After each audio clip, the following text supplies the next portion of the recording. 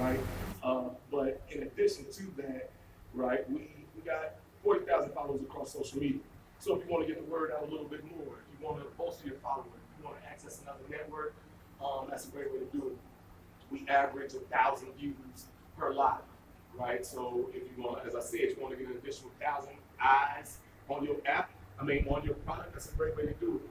As far as the products that we sell everything black owned: deodorant, detergent, toothbrushes, toilet paper, pasta sauce, peanut butter, you name it. If it's black owned, we sell it. Absolutely. If you got a service-based business, then right where you got the ability to promote it.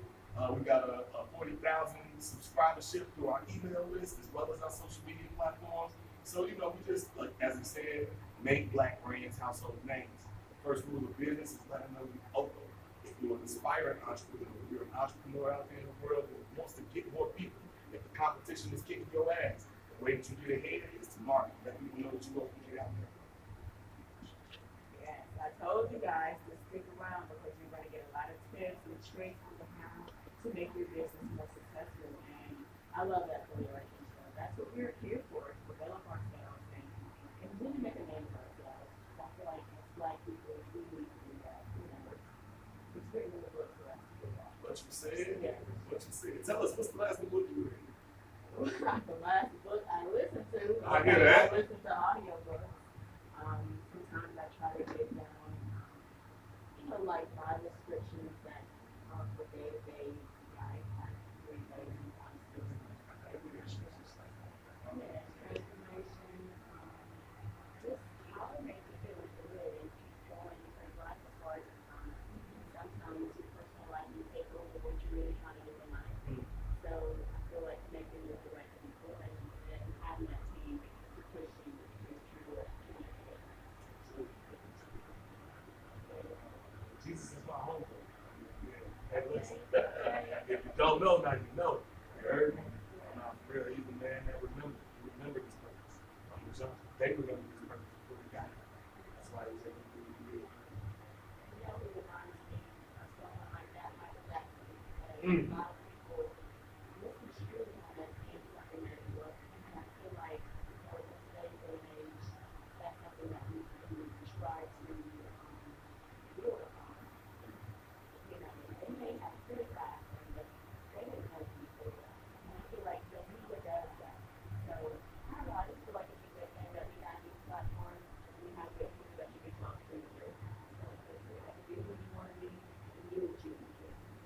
We're extremely grateful for this opportunity that you just giving us this platform, sharing your platform with us, so that we can let people know, right? That what you said. The struggle didn't start with us. We definitely pay homage to a lot of forefathers that came before us, a lot of the elders, God bless the dead, Quasi Mama Harris. He was, very instrumental in the launch of our business 10 years ago, right? He kind of took us under his wing, and not only did he nurture us spiritually, but he helped nurture us through the beginning stages of our business, and continues to communicate with us in afterlife.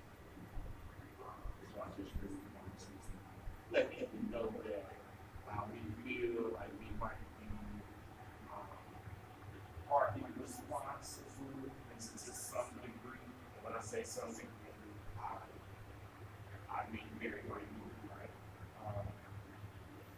For the catalyst of lying black, but we do recognize that without the first black entrepreneur, we would be first black person that got out there and said, hey, I need to feed my people, or I need to provide some existence for service, or I need to fight for my people. Without them, we would be. So we always make sure that we venerate our ancestors. That goes back into the self-introspection, check in daily, where we want to make sure that our paths are aligned misses so that we can accomplish as much as possible and stay focused. So how do you go in and you check on how you feel? How do you do that? Do you go to someone like for you kind of go through and you step back and figure it out? Intuitively, you know when you have to, right? You feel it when you wake up. You might have felt it before you sleep the night before. It might be things that still bother you when you wake up the next morning. But for me, you know, I always check in with the higher power first. Thank him for waking me up, you know, protecting my family through the night, even my enemies, you know. I pray for them too. And then when it's time to get a little bit deeper, you know, Dre does serve as intermediate between myself and so I can pose questions, things of that nature, in reference to my destiny. People with the Check in, as God said, it's about your personal relationship first and foremost, right? His personal relationship. Let him know, hey bro, check in on this person. Ask this question for him to see what response you get, right? But it all came through his relationship with the source, right? With the source code. We look at it, we use like a computer analogy. Anything is the default setting, right? Your most normal space is peace, right? Your babies come into the world, and for the most part, if they got everything they need, they chill, right? If they got food, clothing, shelter, and security, right? They got their mama for the most part, right? They peaceful. When one of those things is out of alignment, they let you go. The same thing takes place in you as an adult. If you're not secure in food, if you're not secure in clothing, if you're not secure in shelter, if you're not secure in purpose, right? If you don't have those things, you know, as Don said, intuitively, Don said it exactly, intuitively, you know something ain't right. So if you ain't feeling peace and happiness inside of you, you need to check in and see what's going on, right? Get down on your knees, do whatever, right? However you communicate with the source code, make sure that you do, make sure that you know, do it the right way, on the right feet.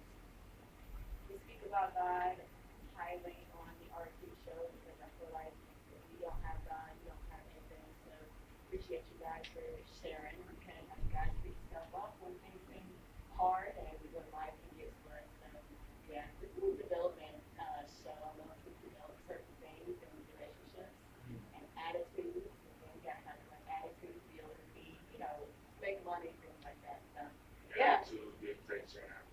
Yes. Your altitude, I should say. One can relate to both. You already say, you know, if you ain't got God, that's the thing about God. You might forget that you got God, but you ain't never without God, because God ain't never without you. Everything. God is you, me, and the space in between. God is everything. Ain't no way you can be without it, right? Even the devil is there, you know, because it is, period. You know, so yeah, sometimes we forget it, and our work is just to remember. Yeah. And you guys spoke about the ego. You guys spoke about the ego, and I think that that's one of the main things that you definitely have to check first before you get into any business, any work setting, and establishing anything. So, yeah. You tell us about time where you feel like, you know, your ego is kind of